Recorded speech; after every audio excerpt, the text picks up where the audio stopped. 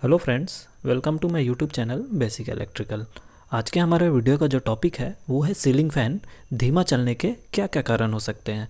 तो हम लोग इसके बारे में जानेंगे कि आपके जो सीलिंग फ़ैन का जो स्पीड है वो स्लो क्यों हो जाता है। वो आपके इलेक्ट्रिकल इंटरव्यू में बहुत ज़्यादा ये क्वेश्चन पूछे जाते हैं और ज़्यादातर लोग इसके जवाब एक ही देते हैं, वो होता है कैपेसिटर ख़राब आपका हो गया है या बैड कैपेसिटर है, तो उसको हम चेंज करेंगे तो आप क्या होगा, सीलिंग फ़ैन स्पीड बढ़ जाएगा। तो ऐसा नहीं है, इसके पीछे और भी बहुत सारे रीज़न है। वो पूरे रीज़न में एक एक करके मैं स्टेप बाय स्टेप आपको बताऊंगा। पूरी इन्फॉर्मेशन के लिए वीडियो को आप अंत तक देखते रहें, ताकि आपके घरों में भी अगर किसी तरह का स्पीड प्रॉब्लम हो जाती है फ़ैन में तो वो आप ठीक कर सकते हैं इसके थ्रू। तो जो आपके सीलिंग फ़ैन का स्पीड कम हो रहा है उसके पीछे दो रीज़न होते हैं। एक होता है आपका मैकेनिकल प्रॉब्लम और दूसरा होता है इलेक्ट्रिकल प्रॉब्लम।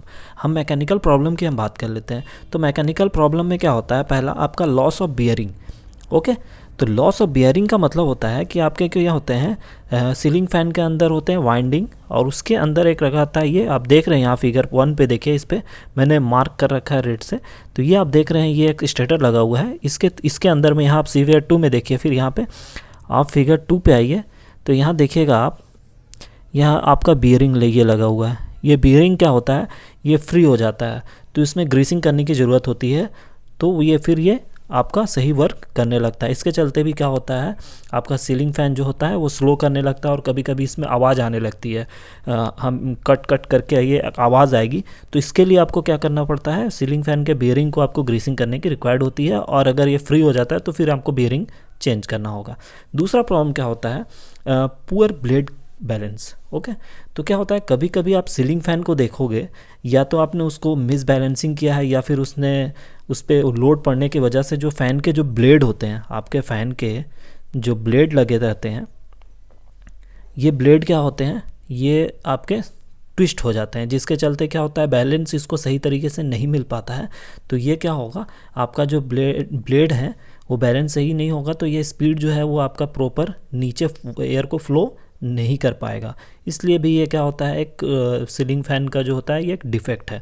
नेक्स्ट हम बात कर लेते हैं इसके प्रॉब्लम पे। तो नेक्स्ट प्रॉब्लम है इलेक्ट्रिकल प्रॉब्लम।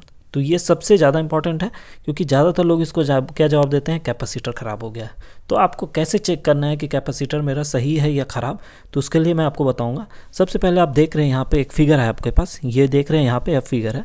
तो इसमें हमने क्या किया है, आप देख रहे हैं दो वायर है कैपेसिटर का, एक है रेड और एक ब्लैक। इसको मैंने डायरेक्ट कर दिया है कनेक्ट स्विच के थ्रू। ओके, यहाँ आप देख रहे हैं स्विच के थ्रू हमने कनेक्ट किया है। अब स्विच से हमने क्या किया है, यहाँ कनेक्ट करने के बाद हम स्विच को ऑन करेंगे और कुछ देर ऑन करने के बाद वापस इसको निकालेंगे। हम निकालने के बाद हम क्या करते हैं, दोनों वायर को, ये जो दो वायर हैं आपके रेड और ब्लू, इस दोनों वायर को हम ले जा करके आपस में टकराएंगे। तो यहाँ स्पार्किंग, अगर हल्की सी स्पार्किंग होती है तो इसे हम बोलते हैं कि ये आपका कैपेसिटर ख़राब हो गया। और स्पार्किंग ज़्यादा हो रही है इस पर, यहाँ दोनों को जब हम कनेक्ट करते हैं आफ्टर चार्जिंग, देन ये अगर जो स्पार्क हो रही है वो ज़्यादा हो रही है, तो ये आपका क्या है, सही है, कैपेसिटर में खराबी नहीं है। अगर स्पार्क कम हो रही है और नहीं हो रही है स्पार्किंग बिल्कुल भी, तो ये आपका कैपेसिटर ख़राब हो चुका है, आपको इसको रिप्लेस करने की ज़रूरत है। दूसरी हम बात कर लेते हैं इसके डैमेज्ड वाइंडिंग पे। डैमेज्ड वाइंडिंग की हम बात करते हैं, तो आप देख रहे हैं यहाँ पे फिगर में दो फिगर है, ये फिगर और एक ये फिगर। तो इस फिगर में आप देख रहे हैं यहाँ पे वाइंडिंग दिया गया है। तो डैमेज्ड वाइंडिंग का मतलब ये होता है कि इसके बीच में जो होता है, कभी कभी क्या होता है, ये वायर जो होता है हीट होने, ओवर हीट के चलते ये आपस में चिपक जाते हैं, या फिर आपके क्या होते हैं, इसके बीच में जो गैप है वो गैप ज़्यादा हो जाने के कारण भी आपकी वाइंडिंग ये डैमेज हो जाती है, या ओवर वोल्टेज हो गया तो इसके चलते भी आपकी वाइंडिंग डैमेज होगी। तो ये आपका ये रीज़न हुआ आपका इलेक्ट्रिकल प्रॉब्लम में। दूसरा सबसे इंपॉर्टेंट होता है सप्लाई।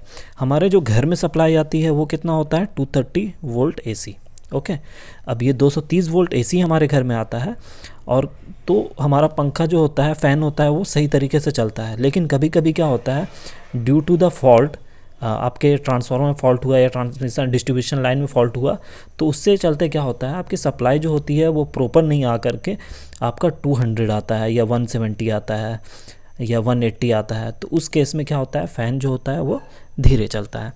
तो ये सारे रीज़न हैं पार्टिकुलर, जिसके थ्रू आप अपने घर में भी किसी तरह का प्रॉब्लम होता है सीलिंग फ़ैन को, तो वह ईज़िली आसानी से सॉल्व कर सकते हैं। तो ये आपके 5 प्रॉब्लम थे जो मैं एक एक करके डिस्कस कर रहा हूँ। फर्स्ट प्रॉब्लम था loss of bearing, and second is poor blade balance, third is bad capacitor, fourth is damaged winding and fifth is supply. So उम्मीद है इस छोटे से वीडियो से आपको पूरी इन्फॉर्मेशन मिल गई होगी दोस्तों। So thank you very much and please like and subscribe करना ना भूलें हमारे चैनल को बेसिक इलेक्ट्रिकल। Thank you.